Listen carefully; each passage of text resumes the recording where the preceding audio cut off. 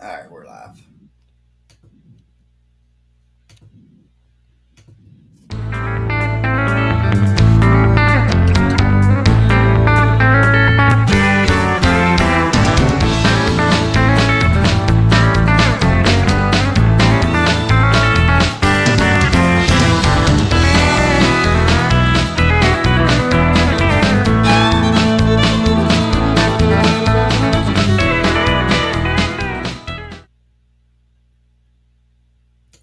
What's up, guys? What is up, man? We've got an episode tonight that Norman and I have been looking forward to.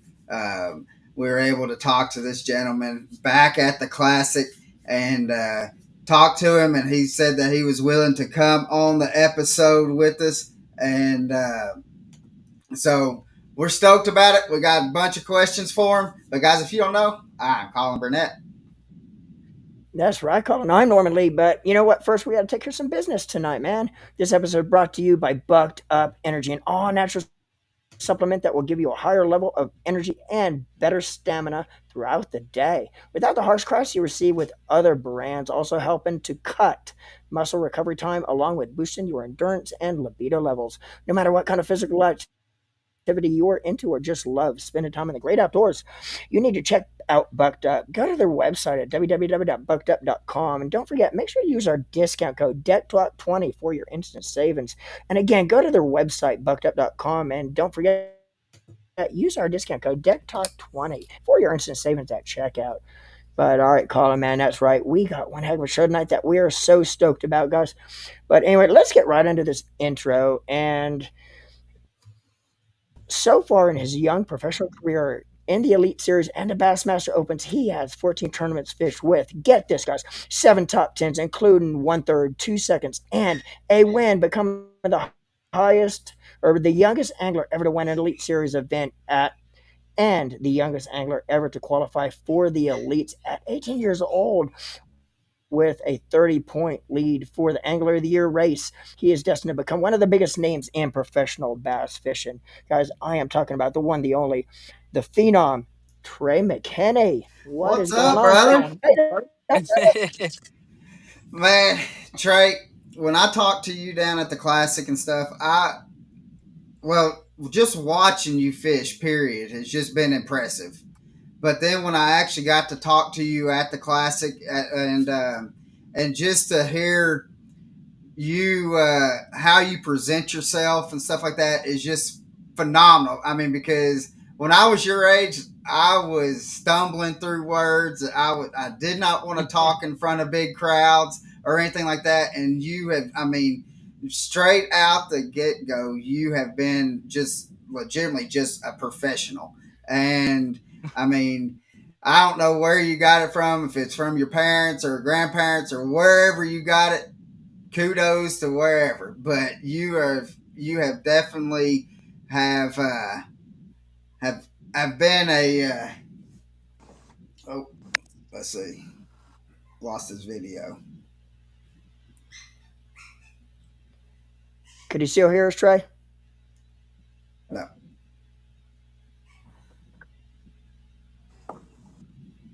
he's trying to. It should. Sorry, Hey, guys. yeah. See if you go. Can you hear us? You got me now? Yeah, we can hear you. We just don't have no video. Keep going farther. And if you don't know, guys, just looking at the picture I got. of Yeah, Trey when he first came on, he is What on the about water now? right now fishing. we can hear you. Keep going that way. Don't have video. Just let it sit here for a minute. So Trey is actually out on the boat. If you could see the backdrop of his, you can see that he's sitting on his boat and he's out there fishing with a buddy of his. And so that's the reason why we got audio of him. So we can kind of keep on going, if that's good with you. Oh, my phone's getting hot. I bet because it's in the sun.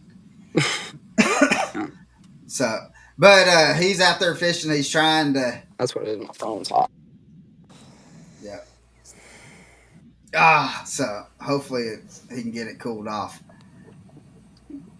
But he's out there fishing, and we'll get him. He'll get on here as soon as possible, and we'll do like this. So Norman, let's real quick. Let's talk about a little bit. I went out fishing today, and I know people come on. They see that we're supposed to have Trey McKinney on, but he's having his phone was overheating because he had it sitting out beside. But so I went out on Chickamauga today. My dad went. I finally got. Let's see. There he is. Let's see. There he is. All right. Can you hear us? All right, we good?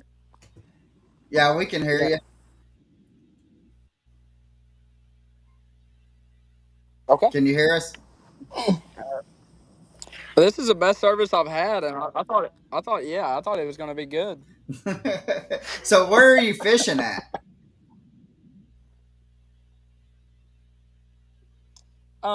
Smith Lake, Alabama. Smith Lake, Alabama. So how is it that someone from Illinois? I know that I mean you grew up with a rod and reel in your hands, but how is it? How have you been able to? I don't know if it's going to be able to do it, Norman, with his There phone we go. overheating. So See if I can get it. AJ, do you have your phone? Um,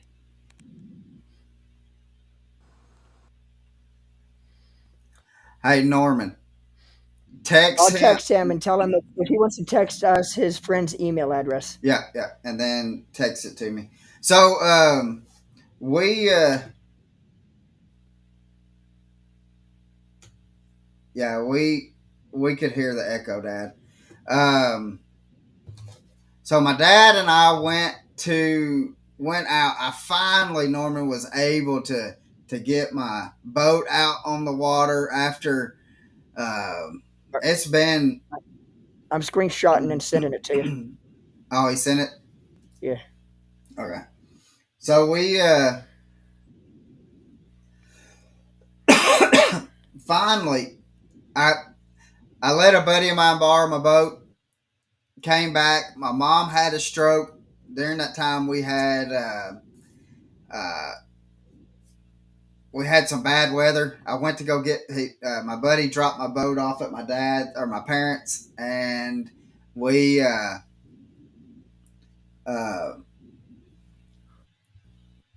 so then when I went to go pick it up, we had bad weather. I had a bad seal on the lower unit.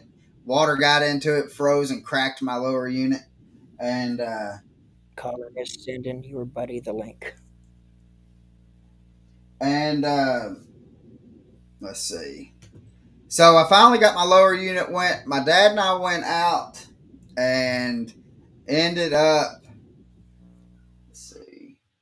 Ended up my trolling motor Hey, was man. messing up. Hey, Colin's emailing your buddy the link.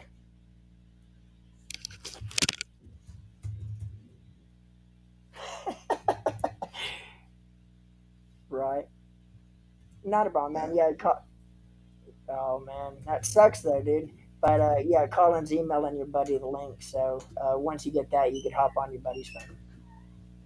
All right. See you shortly, buddy.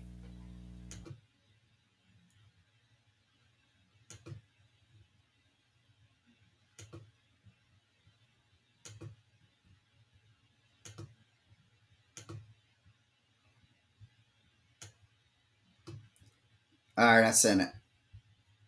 So so I went out with my dad and trolling motor would not work. And um, let's see, I'm going to go on and get that out. So we trolling motor wouldn't work. I sent it to a person. They said the trolling motor was fine. Put it back on my boat. It did not. There he is. All right, let's see if I do it. Yeah, looks good. It sounds better. Okay. So, There we go. so We got Trey back to the house. yes. So how is it that somebody from Illinois can go to Texas and Florida and South Carolina, Oklahoma and stuff like that and be able to just dominate pretty much? I mean, how I mean, I guess like the question would be like how can somebody so young like you to be able to be so diverse in so many different things to be able to perform like you perform at the big stage that you're performing? So the main thing for me, where it really started for me learning was the BFLs. So the main thing for me is when I first started fishing, when I first started going, anything else like that, I had about 3 tricks, and that was a jig, some kind of like Nico, and either like a moving bait, something fast, Right. and that was pretty well it. That was all I had. And I started fishing some BFLs, and first few I made my techniques work, and around home I could make it usually work. And I was like, man, should I step up in the opens? And I was like, okay, I'll do the opens. And finally got me talked into it. That's a big step. I was like, I don't know if I want to quite do this. And I'm so glad I did because, it took so many steps along the way. And a lot of it was when I went in that first tournament, I had 14 pounds and I was sitting in like 60th. And I was like, whoa. I was like, how are these guys catching them? Like, what is going on? And I learned something new.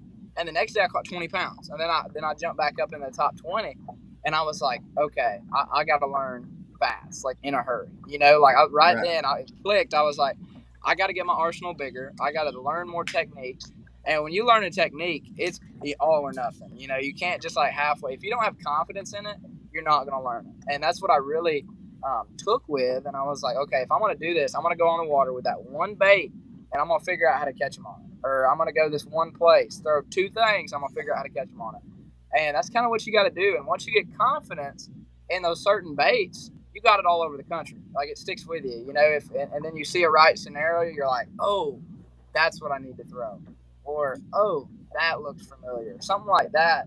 And that's what you really, or what I've really realized is like when I see something or I get a bite somewhere, I'm like, light bulb, like, okay, this is why he was here. Okay, this lake has a bunch of this. Now we just got to run it. And then you Right. might run it a few times and it might lead you to a stray, or you might run it a few times and catch 4 pounder every other stop.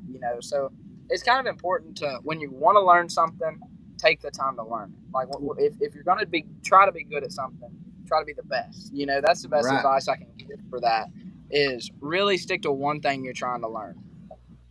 Yeah. That's Now what how important is it for like let's say you're going and you're fishing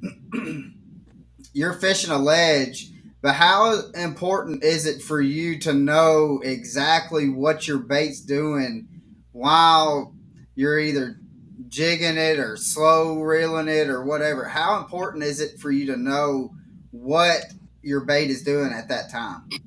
So there's a bunch of different ways to look at this. So you're not going to see all fish on active target or live scope. You're not going to see all fish. It's not possible. It's not, maybe at one day, but it's not going to happen. That's one thing. When they sit tight to rock, they sit on the bottom of a brush pile, they sit like that.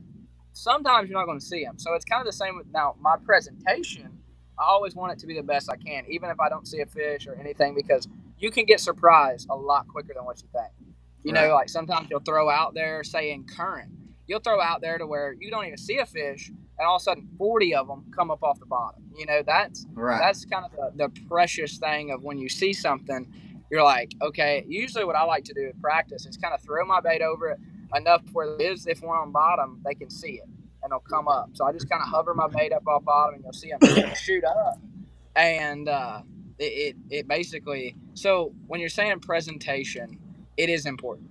So like saying you're throwing a glide bait, say you're throwing a crankbait, anything like that. Every cast you want to make sure you're doing as much as possible to get a fish to bite it. But certain little things like tuning crankbaits, um, making a jig trailer a little smaller so it falls faster.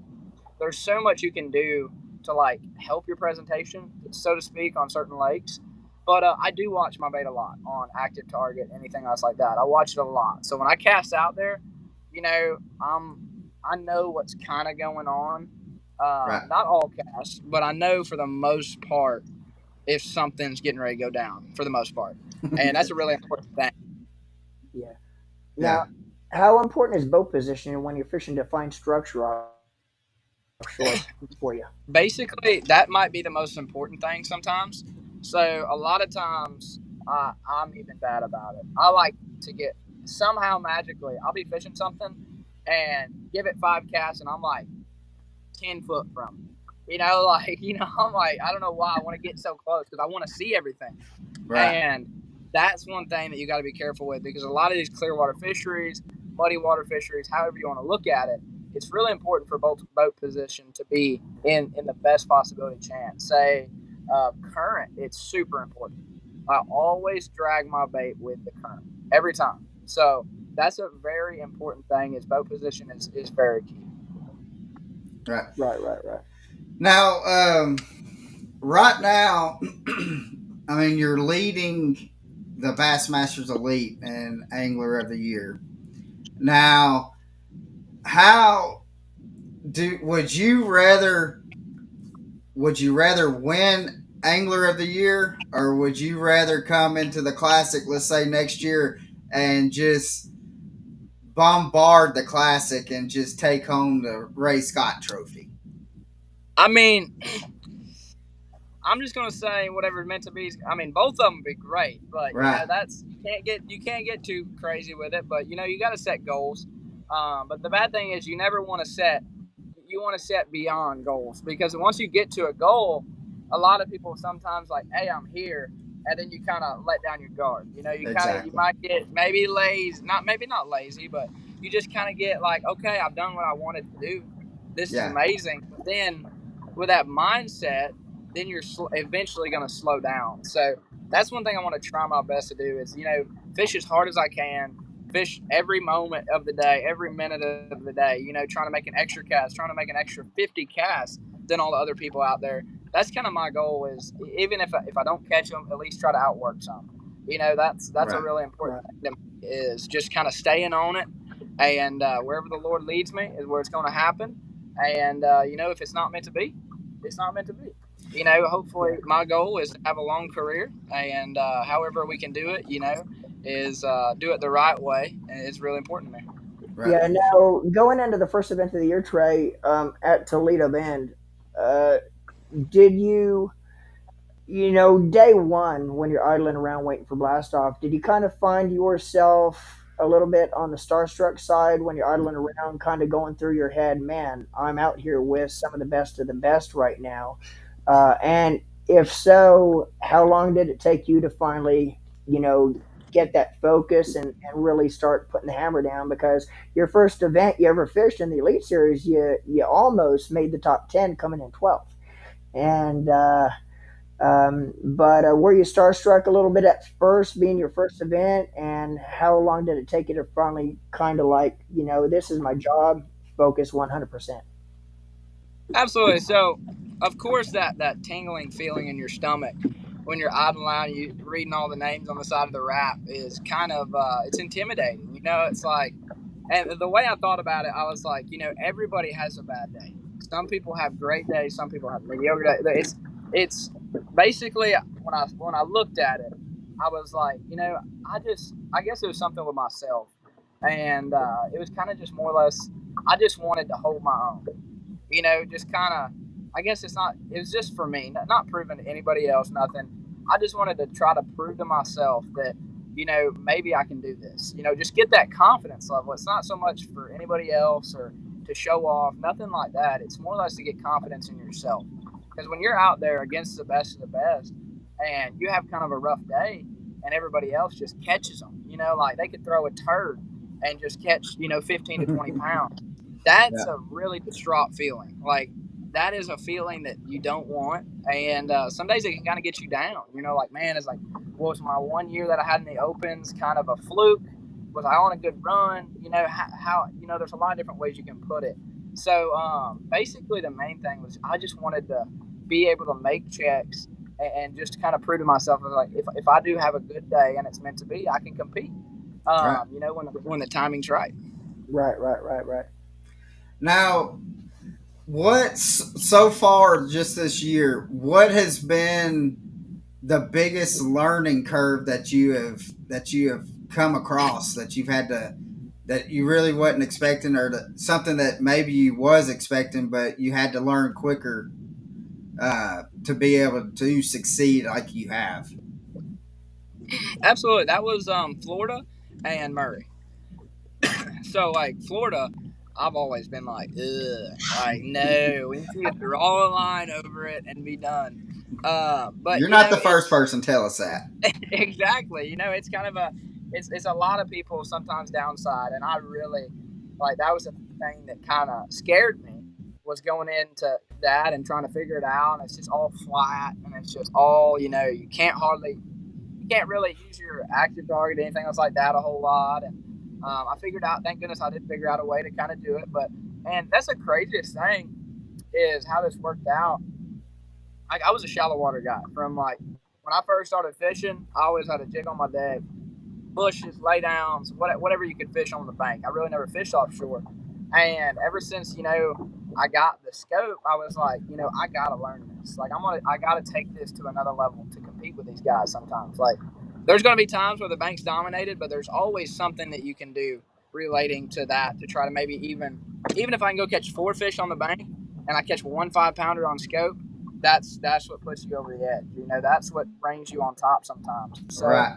basically just trying to figure out my own niche is a really important thing, as well as Murray. So I made the All American, and it was a blessing just to be there, fishing the All American.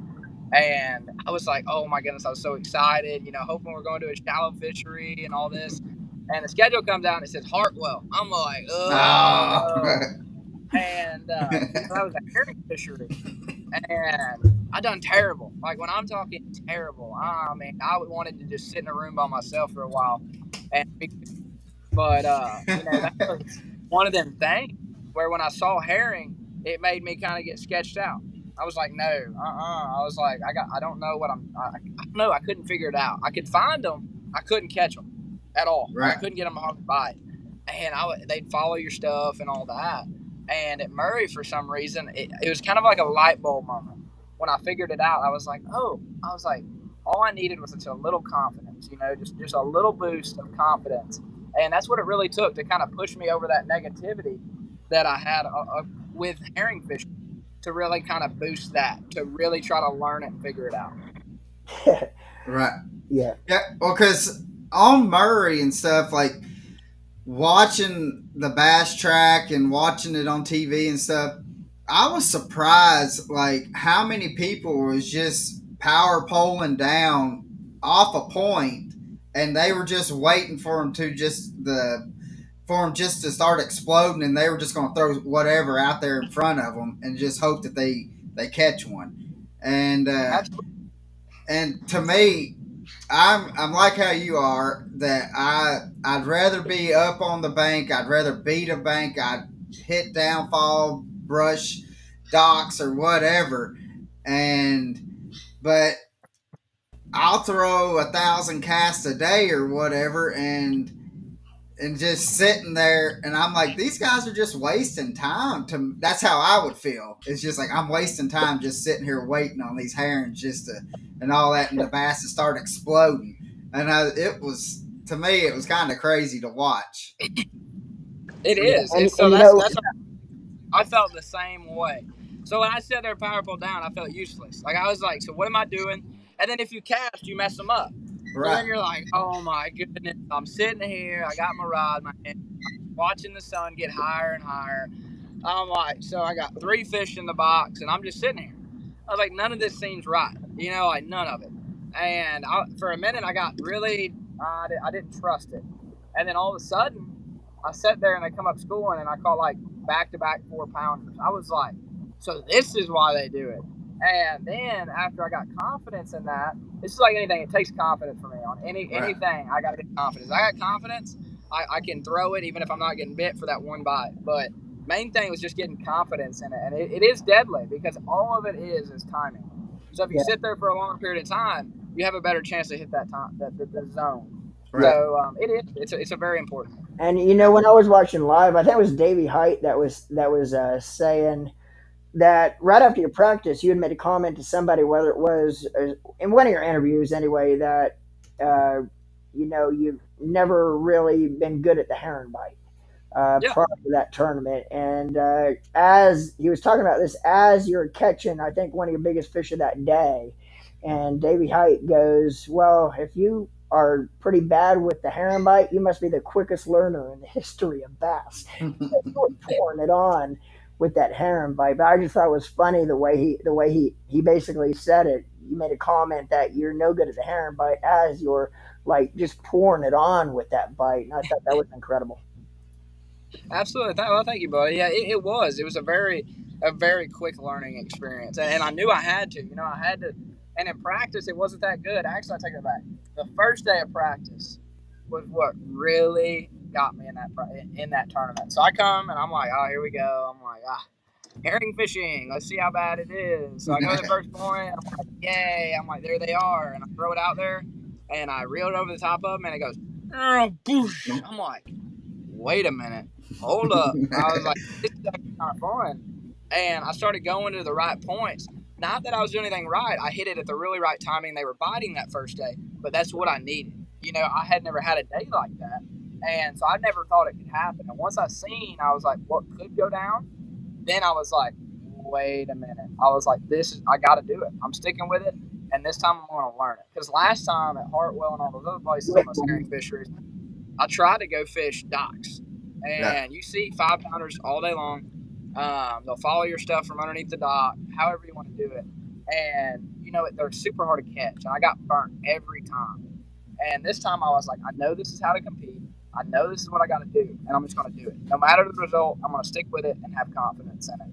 And I'm so glad I did on that one. Because once I took a little learning curve and finding the points on what to look for and what cast.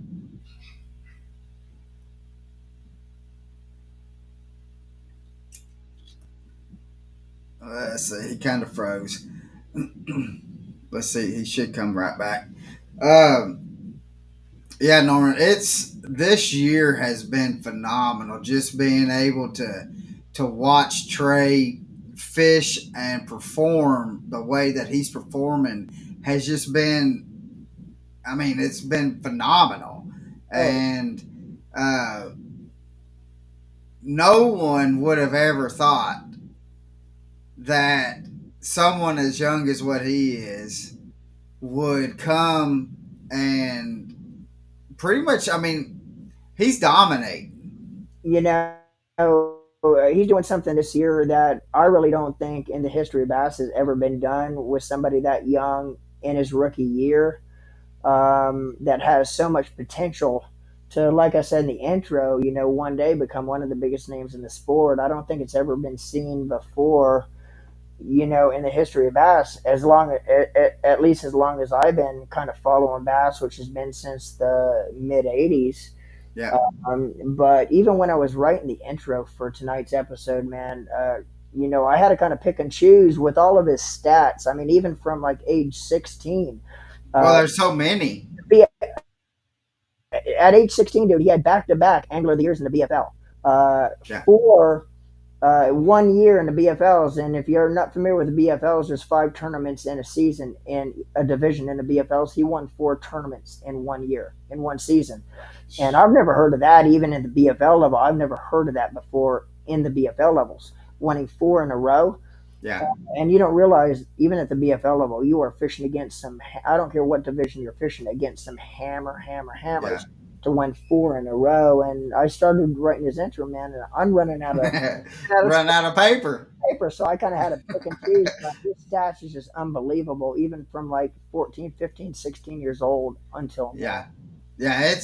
And I mean, just to be able to see, I mean, because if just to watch this year's fishing and to see, you could see that he has grown in the 4 events that or Oh, yeah. 5 events. I mean, he's grown so much, and it has just been phenomenal to hear, like, even him, he's talking about, like, you got to have that work ethic. I mean, Oh yeah. you don't set permanent goals or whatever to where once you get to them and stuff. But let's say this is trying to get back on Because here. There. Oh, I bet that phone's getting hot too. We are in full fledged summertime with the heat right now, boys. Yeah, yeah. And so, I mean, because I think we got up to 84 today, and if he's on Smith Lake, he probably got Yeah, closer to 90. yeah. But I mean, Norman, it's just been. I mean, this is. I mean, he's probably on cloud nine right now.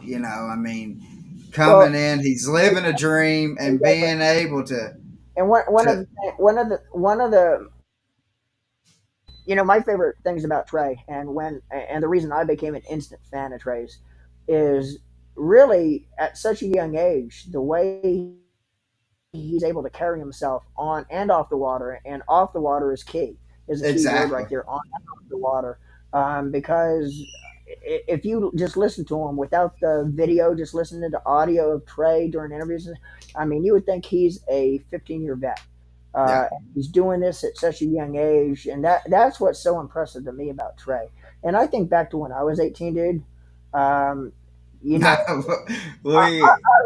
I wasn't near close to the maturity that Trey is at 18, dude. And it's just, I mean, to me, it's he's doing something that we've never seen Yeah. before in the history of BASS, and we Yeah. might never see it again. But you hate to say No. that because, but you never know. I mean, he's doing something that I don't think anybody has seen to this point with professional bass fishing. Yeah. He's That's. trying. We'll get him back on here in a second. Yeah. It's trying. I could see that he's trying to get on there. So, but I mean, you are exactly right. I mean, just to be able to how he presents himself is so professional. Yeah, Um, so I mean, it's been phenomenal to watch. It's been very enjoyable, and I want to talk to him about Fork. yeah, And as soon as he gets on here, that's what I mean. yeah. Because let alone winning, and then winning and getting a century belt. Uh, And that century belt too, with over 130 pounds, he was like a pound nine off of the all-time biggest weight weighed in a 4-day event. I yeah, think right under Paul Elias had like 31 something. So he was yeah, like 1 pound off of the biggest weight ever. and that's Paul Elias. I mean, Yeah, that's a hammer in what, himself, Paul and Elias, one of the legends of the sport. yeah, and so, and then to come and be able to perform and do that, and Yeah, and and then you got some people that I guess I would call them haters and stuff like that. Well, anybody can go out there and catch 30 pounds, and well, go do it. yeah, yeah, Go do it. I'll put that challenge to anybody out there. If you think that's so easy, go do it yourself. Because sometimes what you don't realize about a professional bass angler is they have to do it on certain. You can't just pick and choose what day you hit the lake. You have to do it no matter what the conditions is. If it's blowing 35, 40 miles an hour, you got to be out there catching them with the best of them. So yeah, I'll put that challenge to anybody. If you think you can do that, go do it, dude. Because more, my hats off to you, but I Yeah, guarantee you're gonna have a different story at the end of the day. But not only talking about that Lake Fork, what was so impressive about that, not only that he won that event, but had 30 pounds each day. there he is. And I think one of his biggest days, what's up, guys? he's back. Now Now we're he's just talking back. about your Lake Fork event. We got Trey That back was a in, special one. That was a special one.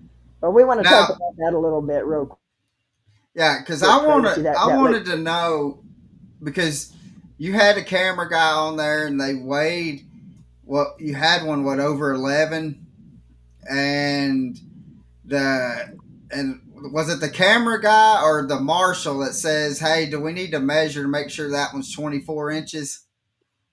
Yeah, that's what I didn't know because I was just going to release it. I didn't even think about it. I don't know what was going on. I was so fired up in the moment.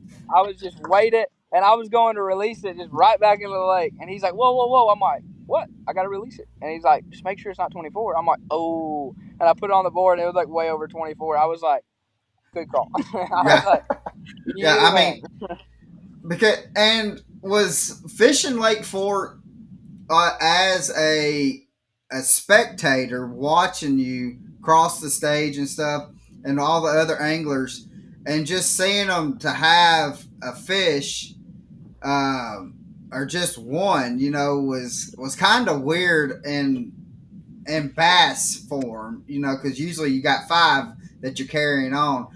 Was that a little different for y'all too? Like it just kind of felt a little odd or something like that. It was, but at the same time, it was kind of nice.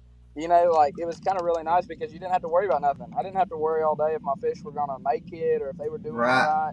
right. Weigh them, put them back, and it's done. It's over. Like that was kind of nice, honestly. I mean, it's definitely different, but it was nice. It really was.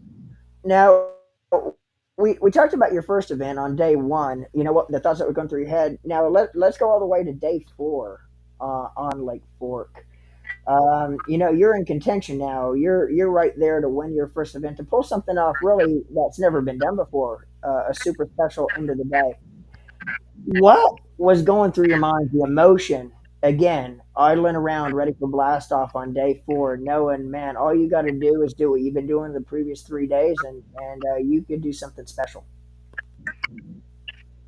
Absolutely, it was one of them things where I was like, I can't think about it. Well, I didn't. That week was a really rough week because I didn't eat. I didn't. I ate once a day at supper because I woke up. I tried to sleep as long as I could. Got to the deal, had me a Red Bull and a Twinkie, and that lasted all day, every day for 4 days straight. And I'm telling you, after it, when I got done with everything, and I just like sat down, like I just like just crashed like so hard, and it was crazy because a lot of people don't realize how mental it is. Like when you have so much on the line, and I realized that because I was like, I, leading it, I was like, oh my goodness, I was like, what am I even doing? Like, no, like it's not. I didn't even feel like it was real. I still sit back and think, like that actually happened. It's still an unreal thing because I didn't expect nothing like that. I knew I liked the lake, and I caught a 9 pounder in practice my first stop, and I was like, wow. I was like, this could happen. I almost had 40 pounds on my first day of practice. I never hook them, but it was almost too fun. And I was like, what is going on? Like it was just clicking. Everybody say when it's your tournament, you'll know. Yeah. And when I caught that fish on the jerk bait after I broke it off, again with jerk bait in his mouth, I was like, right then, I was like, could could this be it? Waiting for that sign from the Lord. I was like, no way. Like when that happened, I was like, is this it? Like I was like, is it going to happen? And it was nerve wracking because that's a tournament that you can't let off. Like you could have 35 pounds, and there's still a chance you could get beat. Sounds crazy, but there's still a chance you could get beat. Yeah. Yeah. Now, did you ever expect like your first? I mean, because I know that you knew that I'm gonna win in the elites, but did you ever expect that you will have that much weight and break the century belt on your very first tournament that you ever won? I really did not, and when I realized that, I was like going into day what was it? I think day I had like 97 pounds day three, and that first fish I caught day four, and it put me at like 100 and something. I was like, this is unreal. Like just to be able to do that, and then I Yeah. got done with the day, I realized like I lost one the day I just had 30 pounds, and it could have like just to realize like I lost the fish that could break the all time record was unbelievable. Like Yeah. that's one of them things that no matter who you are, you might not ever have another shot at. Yeah. And just to be that close and just to be able to catch it as many as I did, and I think they done like an average, of whatever fish I weighed, and I think it was like 6.5 pounds, something like that. Like that'll never, that's a once in a lifetime deal. Yeah. and that's why we got to cherish that because that place is unbelievable. Yeah, and Yeah, they have managed. I mean, because that lake has within the past 10 years. I mean, has exploded pretty much, and really. especially with all the pressure and stuff that it gets, and it's still producing the big fish that it's doing. Absolutely, Yeah, and that's like I talked to the biologist after we got done, and the work and the time they put into that place is amazing. You know, I wish every fishery in the world would do that. You know, it's some states it's not in the budget or anything else like that, but it's crazy. Yeah, yeah, Like when you go and to a fishery like that with that slot, it's unreal. yeah, and I was gonna say, other states need to kind of fall into the same thing that Texas is doing with that slot limit because within, like you said, Trey, within the last 12 years, you could just see what that one fish allowed to have over 24 is done for that lake as far as how good it is now.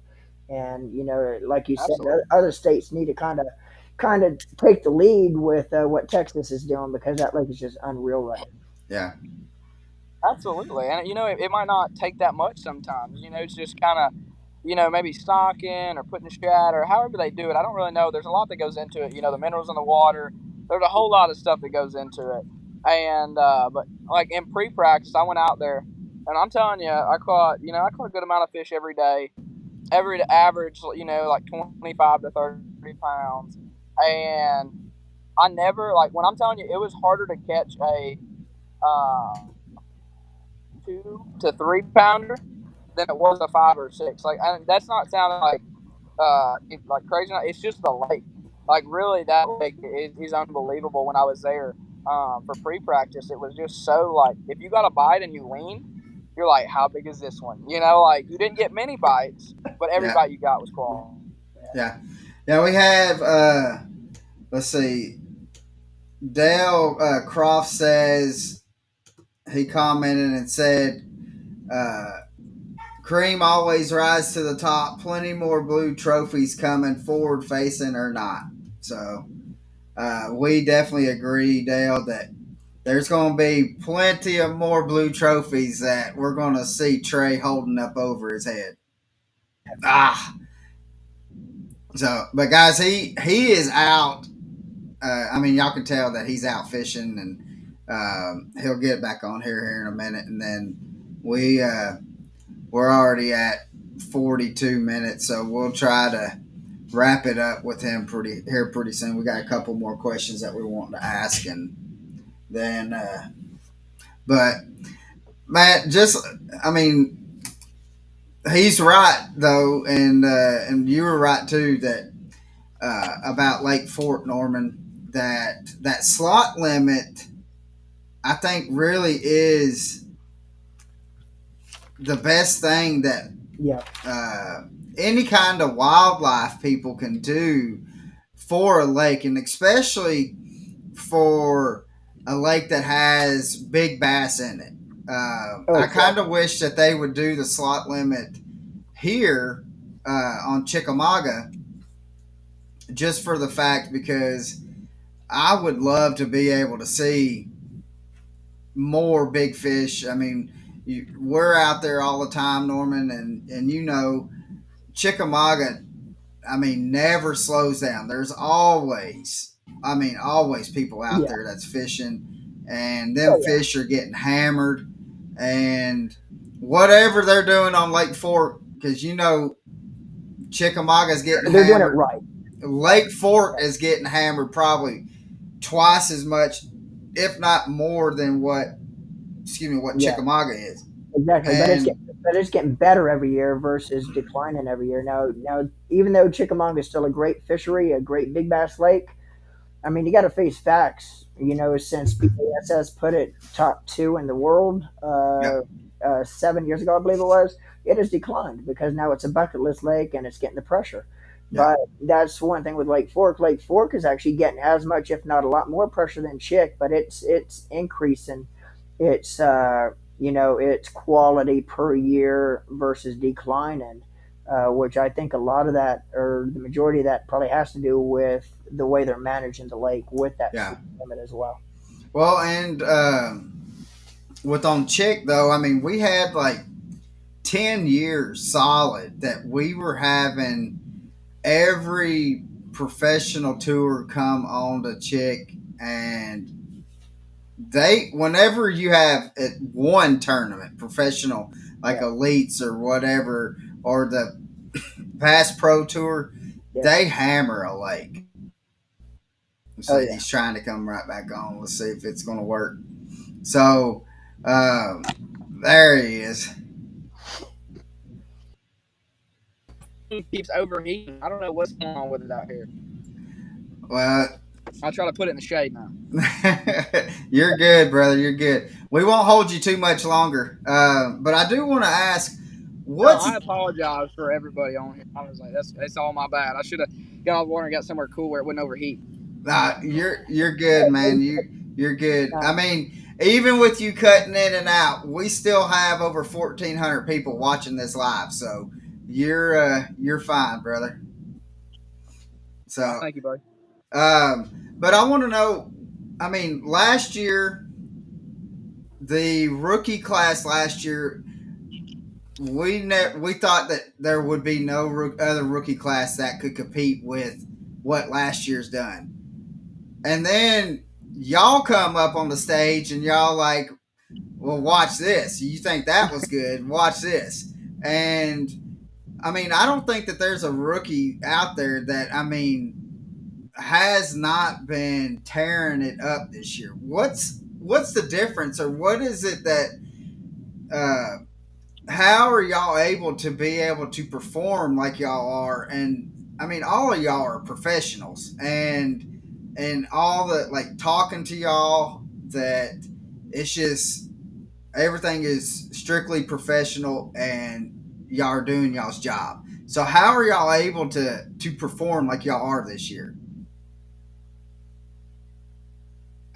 It's a hard thing to say because everybody has a different road they take anything, do something a little different, anything like that. So basically, a lot of it, is being on the water so much as we are. Like right now is, I mean, like JT, I'm saying with these last 4 years, he's put in a lot of time. A lot of stuff, learning different kinds of water, doing different kinds of water, throwing different baits, all this other stuff. That I mean, he's got so much more knowledge than I've got. And I mean, he's an incredible fisherman as well. And all the other rookies, John Garrett, all them guys, they've had so much time on the water, and that's kind of the key is just being able to learn stuff and knowing when something happens, what to do with you for it or react with it. Something like that is when something happens, you've got to have something to either counter it or know what to go do from it. So that's Right. kind of an important thing is, as much as you're on the water, I haven't been home since January, and that's a part of it. You're gonna be gone so much. You're gonna drive more than you fish, and I kind of laughed it off. I was like, oh, whatever. And now that I realize like how much of not so much of a what's the word for it? Kind of like a you don't get to live a normal life. Like just going home and just seeing your family, seeing your buddies, seeing stuff like that. There hasn't been any of that. I've just been on the road. I haven't seen my dad since for work and everything. So there's a lot of sacrifice that comes with it, Yeah. and it's really cool. You get to travel all these different places and everything else like that to learn. And that's when I took part of it. I was like, we have a shot at this angler of the year. We're trying to learn, and the only way I want to learn is if I get there. If I get out there, learn, put time on, figure it out. And it kind of helps me as well, just getting confidence in an area or a place going. So, I guess a lot of it, I would say, is reason is how much time we spend on the water. A lot of us got some really good people, my family backing me. Stuff like that. It really is. It's amazing, and just Yeah. meeting the right people. Sponsors wise, sponsors have been incredible. That they like. The sponsors I have like St. Croix, FXR, Striking, really great folks. It's amazing to see them. They're super good guys. I love the kind of the family of it. Just that's kind of how I've always felt. It's different when you get in a sponsorship that's kind of like a corporation, or not a corporation. They're just it's more of numbers. And when you get into a sponsorship that you actually like, if I have his phone number and I just call him up and be like, hey, what's going on? How's the family doing? Stuff like that. That means a lot to me. That means a ton. Just Yeah. having that relationship with your sponsors and everything else. But a lot of it's time on the water. I feel like. Yeah. Now, I we here at Deck Talk, we're 2-0 when we have called the past two wins that Patrick Walters, he's been on the podcast. We called that he was going to win one of the last two tournaments last year, and he won the last one. And then he was on again, and I called that he was going to win here in the next couple tournaments, and he won. So I'm just saying, we've got good odds in our favor when we've called tournaments, and I'm just going to say, guys, within the next there's 4 tournaments left. Within the next 4 tournaments, we're going to see another blue trophy over Trey's head. I'm just saying. So, and if that happens, Trey, can we get you to come back on?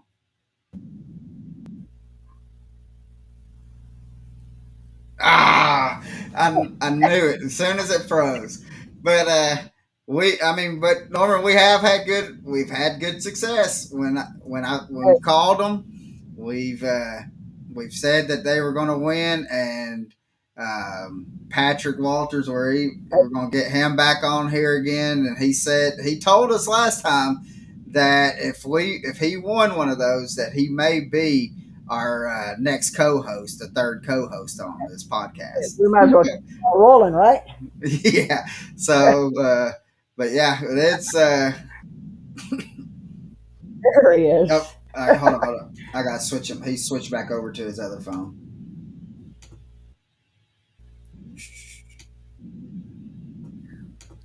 All right, there you go. We're playing musical phones. We're back right now. Fingers crossed. Yeah. So I don't know how much you heard of what I said, but we've had Patrick Walters on twice. Yep. And I've called last year when he was on. I told him that he was going to win one of the last 2 tournaments of the year, and he won the last one. And then he was on right after the Classic, and I told him that he was going to win one of the next couple tournaments. He was going to win at least one of them, and he won one. He won the last one, and so I told everybody right before you right as you was cutting off. Told everybody that there's 4 tournaments left in the year.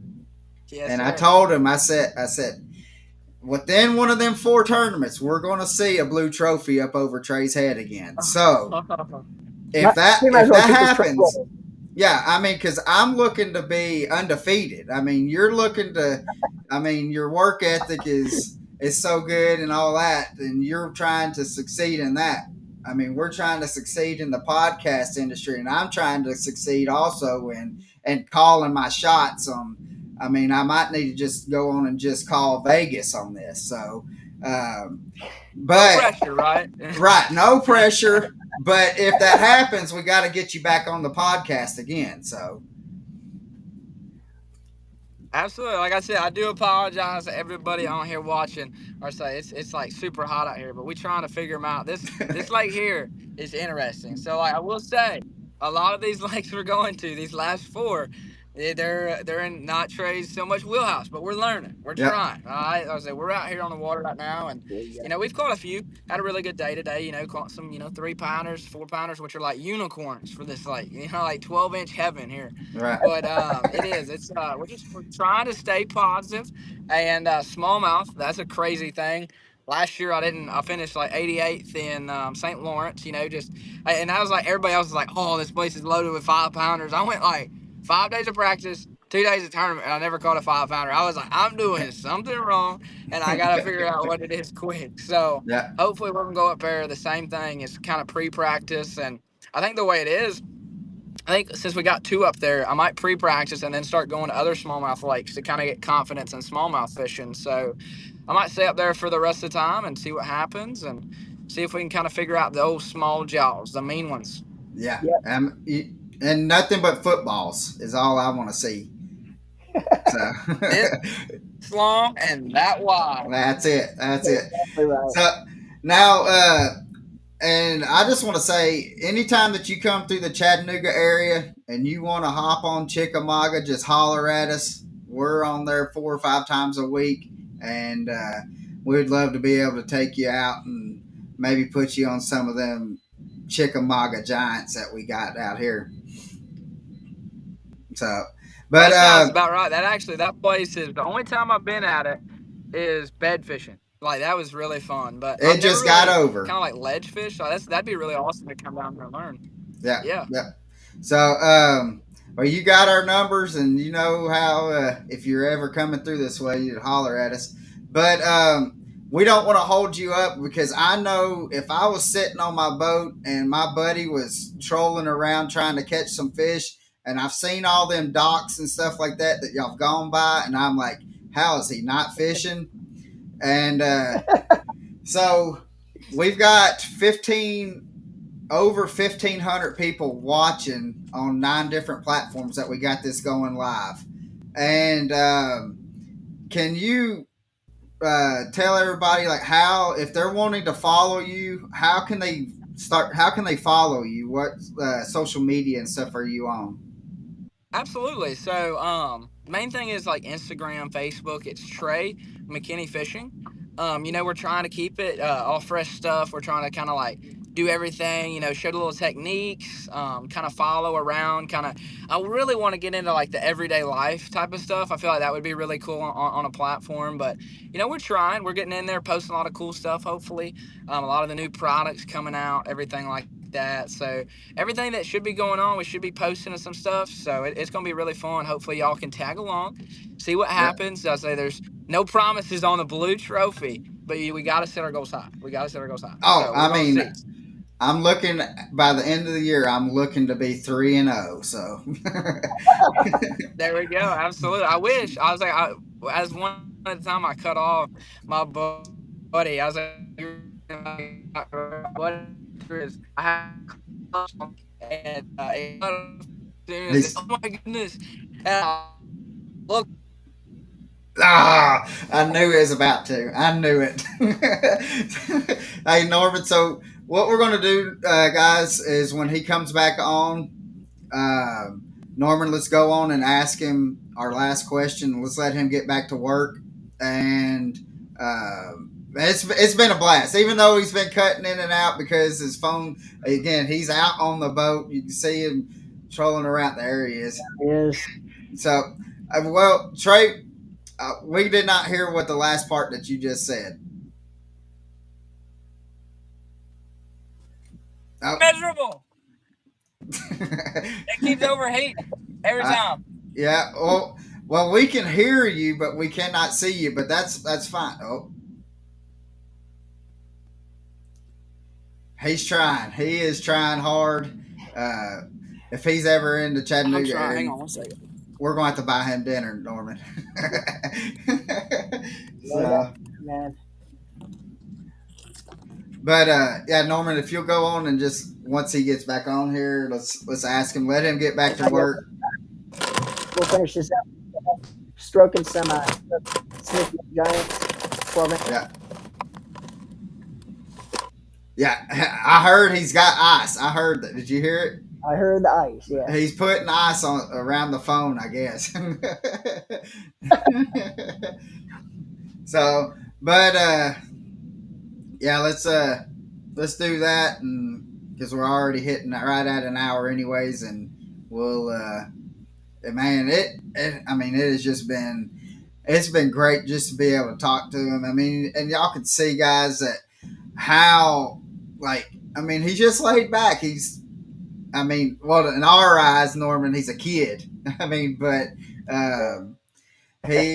but how he handles himself and how he talks and presented himself. I mean, is every time that we've talked to him and stuff, he's always been professional. And so, I mean, it has been It's been phenomenal. been a blast. I mean, it's been a blast to watch him, go through, on the Elite Series coming up, and he's got to face facts, man. Even from age 13, he has Yeah. just, people that knew him back then knew this is where he was going to be today.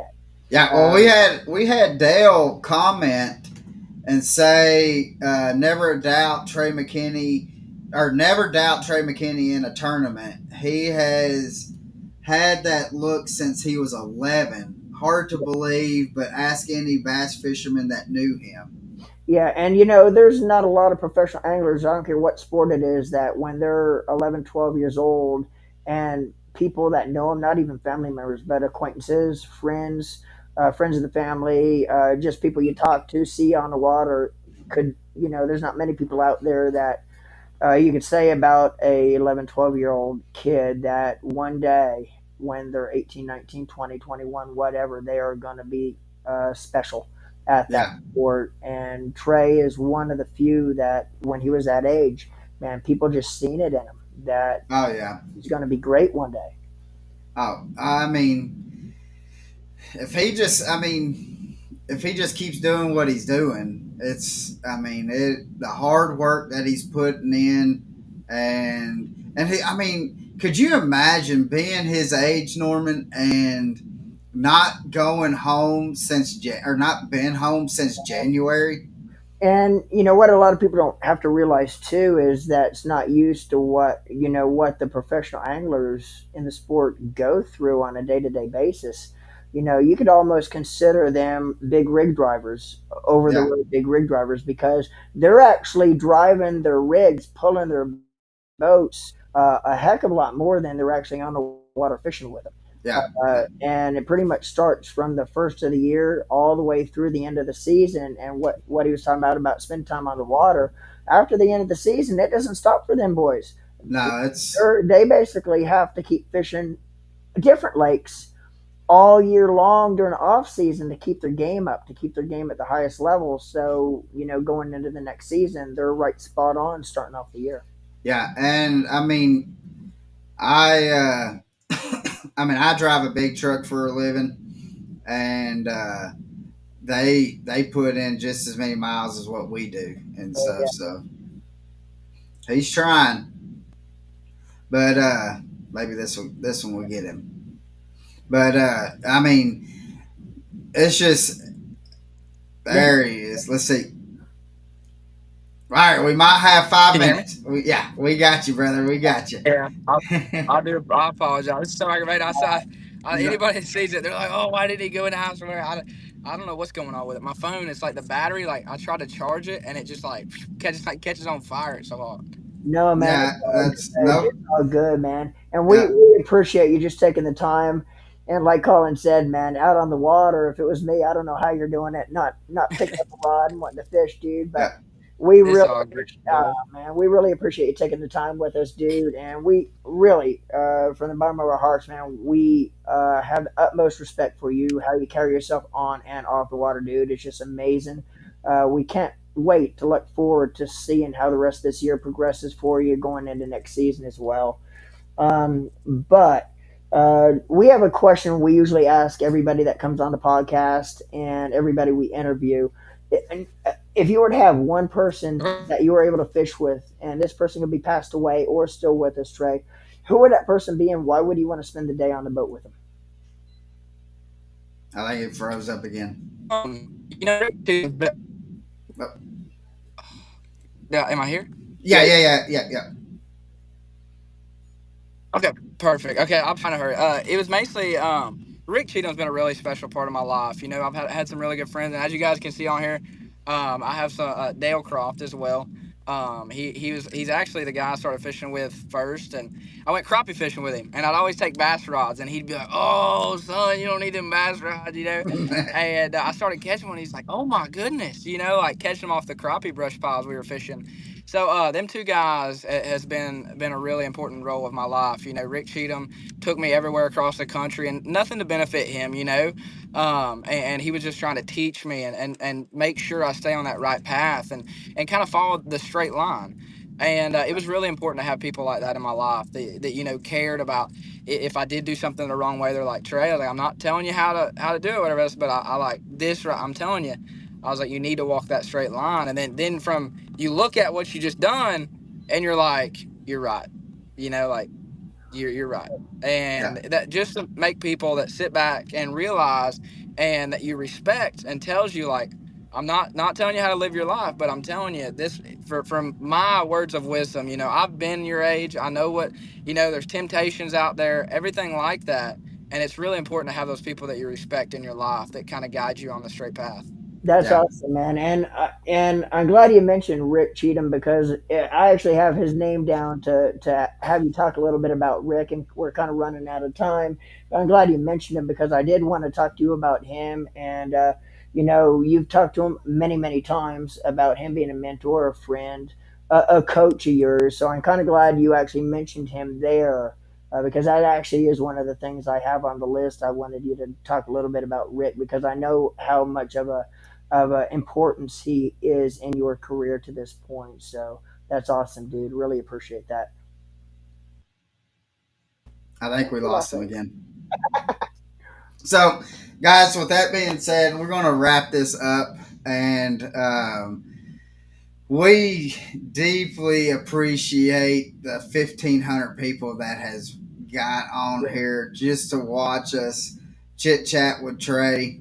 And it we cannot thank y'all enough. And if you could share this episode, I know even though Trey was going in and out, he had phone issues, but I mean this was a phenomenal episode. Being able to talk to him and get his point of views on things and kind of see how he his mindset on different tournaments and different things, and just being able to talk to him has been phenomenal. And if you could share this episode, we would deeply appreciate it. And we, Norman, you want to tell them real quick who we have coming on next week? And we got another bangers coming on. yeah, guys, you don't want to miss next week's episode. Joining us will be two-time Red Crest winner Dustin Cornell is going to be joining the show, as well as back-to-back Red Crest runner-ups Alton Jones Jr. is going to be joining the show next week. So again, it's going to be an episode you guys don't want to miss. And catch it next Thursday, 6 p.m. Eastern Standard Time, as you could catch us each week, Yeah. every Thursday Eastern Standard Time at 6 o'clock. So don't miss next week's episode with Dustin Cornell and Alton Jones Jr. Yes. And make sure you go to Deck Talk podcast on YouTube and hit that subscribe, or not subscribe. What is it? The follow, yeah, subscribe button, and different platforms, different things. But and even on Facebook, if you will follow Deck Talk podcast. We're trying to grow.